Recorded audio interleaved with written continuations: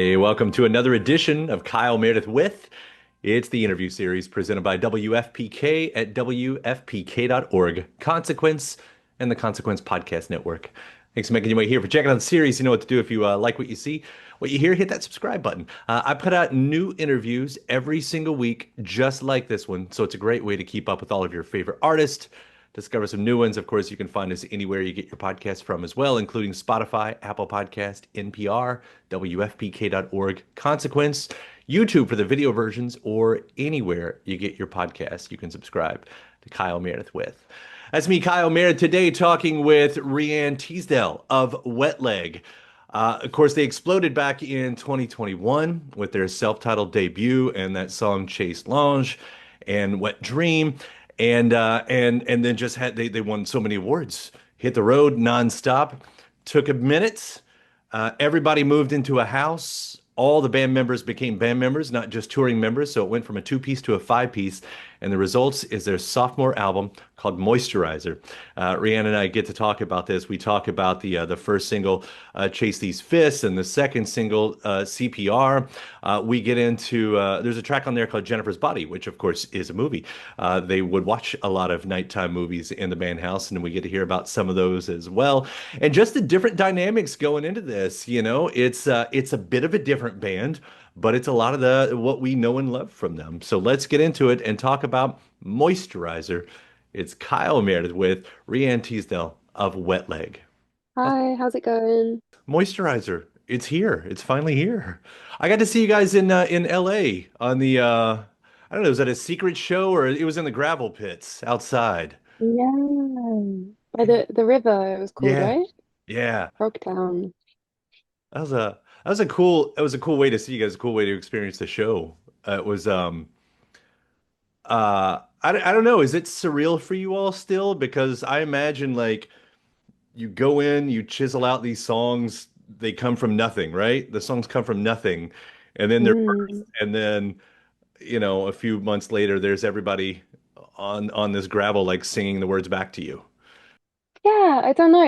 It's funny how much you're kind of just like, even though we've got this like wealth of experience and we've been touring for like almost like just shy of 3 years, that when you release a new album, you kind of find yourself back to square one of like, oh, like, will people like this song? Will it offend their ears? Like, how are people gonna react? You kind of go back to that kind of headspace, which is yeah, it's funny. Yeah, I mean, what was the phrase? Like, would it affect their ears? Yeah. I don't know that that's anything you all had to worry about, honestly. Like people were that like into you, like bought, sold. People were ready for this. Um, and well done, by the way. If I haven't complimented you properly, this album is so good. You were very proud of it. Yeah. So that is the obvious question for any sophomore record, right? Like, I know there's the pressure, yada, yada, yada. But honestly, like, how did you all keep out the noise of all of that as you went into this album? It was pretty easy to block out the noise. All you have to do is just go back home, delete your social media, and life goes on as normal. And when we went into writing the second record, we made the decision to, rent a house together in the countryside where there was no distractions and could just, be very self-indulgent and fully immerse ourselves in writing the record. So yeah, it was quite a good little like cocooning technique. Yeah. Did you all did you all write any on the road leading into those sessions? Like do you all do can you work like that? Uh, I don't know. I don't know if we can work like that. We certainly didn't do it this time round just because I don't know, we were just accidentally touring for so long and so unexpectedly, that we just kind of wanted to focus on that when we were on the road. But yeah, who knows? Maybe this time around we'll have a less packed schedule. Maybe we can find some time to write whilst we're touring. What was the I think I'm taking one of your lines out of context. But you said the more money you chuck at something, the worse it is creatively. And that's like, does that speak for like Yeah. how you wanted to do this new record? Because again, when you have that kind of success the first time around, all the doors open, right? Like there's temptation. Yeah. Uh, I don't know. It's not really like temptation. Um, because it makes it sound like that would be like some like illicit thing that you're like not supposed to touch. It's just like it just didn't really appeal, I guess. And yeah, I think like that when I said when I said what you said, I said, um, I think I was talking also about like the creative, like music videos and stuff. Um, when you have an idea for a music video and then you get other people involved, like it costs more money. Um, but then also it kind of like your idea gets watered down and people will then kind of like project what they think you are when really like it's only you Right. who who knows truly. Otherwise it's just their interpretation of what you said. Giving your vision up to someone else almost. Which has Yeah. worked for some people, of course, but I mean, there's some great, videos out there. But if you can hold on to that and still, I mean, if you can have control of all of it, why wouldn't you? If you're able to produce it, Mm. yeah, yeah, Yeah. yeah. Well, how did the? Because there's some writing credits on here that's all five of you now. Like, how did the band dynamics change then? Like, you're in the studio and everybody gets their say, and obviously you've built this little family on the road. But like, was Mm. it really noticeable while you're writing the songs? Like, hey, this is different than the last time? Yeah, of course, because the first record was written very much like on the back end of lockdown, so a lot of it just came out of, garage band bedroom demos made by one person. And so it was really, I think, I don't know, it was just the most natural thing that we would write the second record together. And I think for a long time we've known that, we wanted to try doing it the kind of like traditional way that like you read about in like music magazines and stuff of like, oh, like, we went away and we shut the world out and we all just jammed. It's like, that's always like such a romantic or like romanticized version of like writing how to write music. Um, but I think it works, especially if your incentive is to play songs that are gonna, feel good to play live. And that was always very important to us. It's interesting, I guess, in the context of what we were just talking about, like offering your vision up to somebody else on the music videos, but this is a different version of that in a way because what Wet Leg started as you were saying, and this kind of solitary thing to now sharing that vision. Mm. I mean, it's obviously it works, obviously, but it might not have, I guess, is what I'm getting at. Like you were still able to kind of you had that trust. You were able to take that. I don't know, maybe you just weren't precious with that part of it, if that makes sense. Uh, I mean, I think like going back to what you said at the very beginning about, like making a song is like you just make something out of nothing. Like, to know, you're all just like out there like casting your net, seeing what you're gonna reel in. Um, so there's not really like any like discussion that like really needs to be had. Like if something's like off for like one or two people, then it won't be a vibe, and then the idea won't get any further than being an idea. Yeah. I think, whilst we have like very broad and vast tastes between the five of us, um, if we enjoy playing it, you can like feel that in the room. There's a, I think when I was talking about the credits having all five people on it, one of those, I think it was maybe is the only one with Jennifer's Body, where it's all five of Mm. you get the credit on that one. Which I don't know if that, because I've heard you talk a little bit about that movie before, but I've also heard you talk about like here you all are living together in this house to make this record, and there's the nighttime movies. Like, is this one of those nighttime movies? Yeah. Yeah, we watched like all of the Aliens. Then we went on to Alien versus Predator and then gave up because it gets quite bad. We watched Braveheart like 6 times, but never did anyone actually see the full film. But yeah, Jennifer's Body was on the list of things that we ingested. They're gonna make a sequel to that. Well, they're trying to make a sequel to that. Have you heard that? Oh, really? Yeah. No, I haven't heard that. Yeah. Like everybody's in. I don't think it started yet. I don't even know if there's a script yet, but everybody's in. I'm really hopeful uh of that.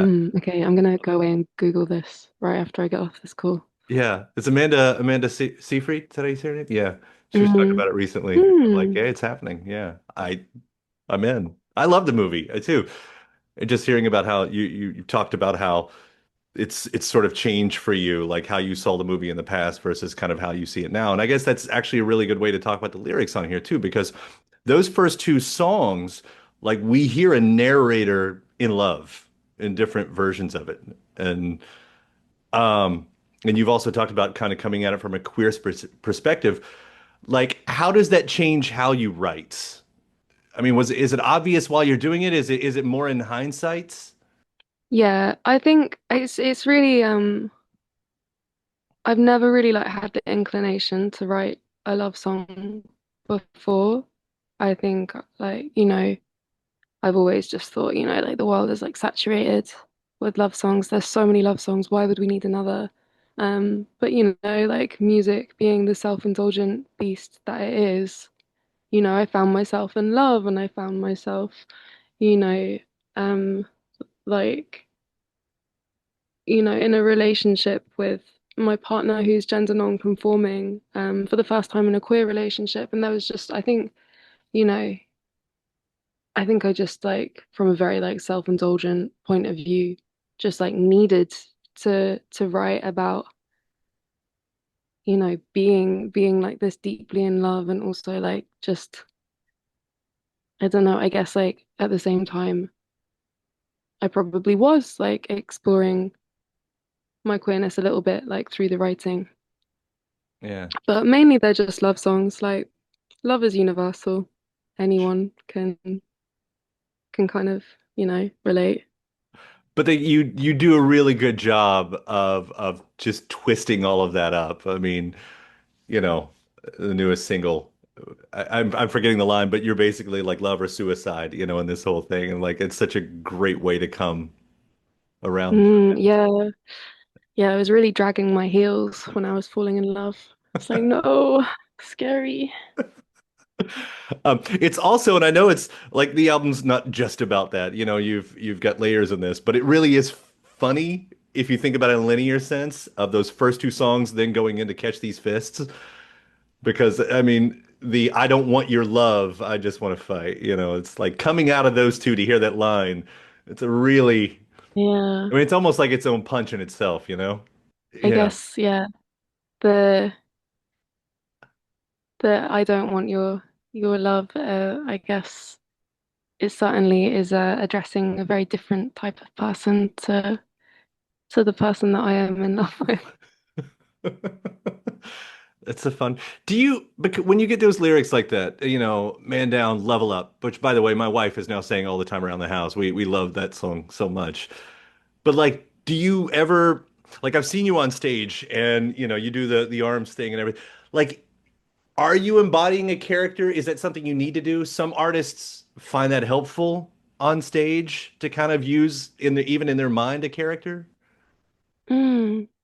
Yeah, I think something that I've learned from touring so much, touring the first album, is that, this really is like the best job in the world, but some days I will just like I'll wake up and I'll be PMSing and I'll be anxious as fuck and I won't want to get on stage. Because it can be really frightening.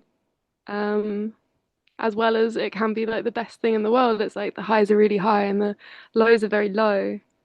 And so yeah, I think it is like important to for me to kind of like with this album and the touring, I did want to kind of like create this kind of like hardened hardened shell, like maybe like yeah, perhaps in you know yeah, I don't know, just like when you go into work and you're working at a cafe, you might be in the worst mood ever, but then like I would like when I was working at a cafe, I would always just like click into this like, hello, how are you doing? What can I get for you? Like you just go into this like cheery like character because that is, that's who you are at work.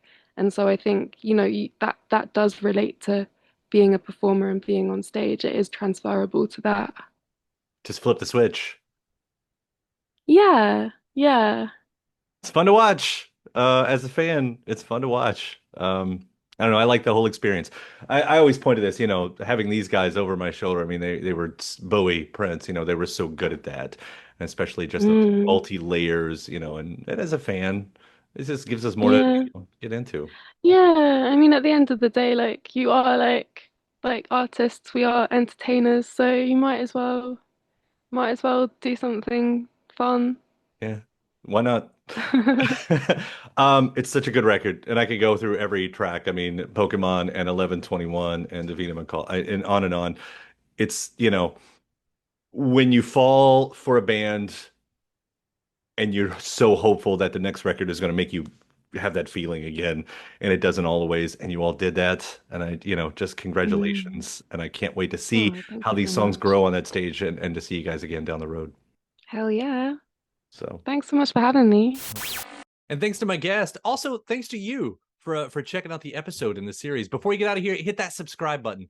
Again, you get 3 brand new interviews every single week. New one every Monday, Wednesday, and Friday at right here on YouTube, or of course anywhere in podcast land, including iTunes, Apple Podcasts, Spotify, Podchaser, NPR, or WFPK.org as well. A great way to keep up with your favorite artists and discover new ones as well. Then after that, actually head over to WFPK.org. That's where I do a show Monday through Friday, 6 p.m. Eastern. It's an hour full of song premieres, music news, anniversary spins, bonus interviews, Monday through Friday, 6 p.m. Eastern at WFPK.org. Consequence has your music and film news. You can also find me on the social media spots, Facebook, Instagram, mostly on Twitter. All 3 of them, the address is at Kyle Meredith. Do hope you like and follow along. That does it for another edition. I'm Kyle Meredith. I'll see you next time.